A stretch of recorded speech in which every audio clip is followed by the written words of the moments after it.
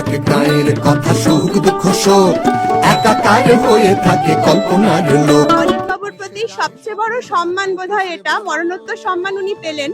শুধু দর্শকের তরফে না, কলাকুশলী থেকে শুরু করে সবাই আমাদের তরফ থেকে বিশাল বড় ট্রিবিউট, শ্রদ্ধাঞ্জলি, আমরা সেটাই মনে করি। কাগজে কলমে তাকে বাঁধেন যে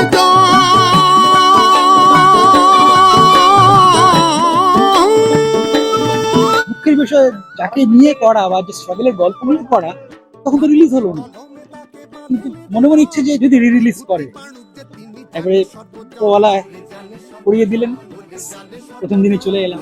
জানে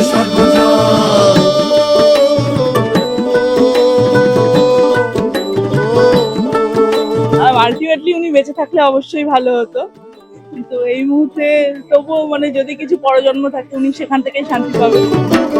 মাটি ভেপু বাজে সুরে আশ্রয়, ডাগর ডগর চোখে অপার বিস্ময়।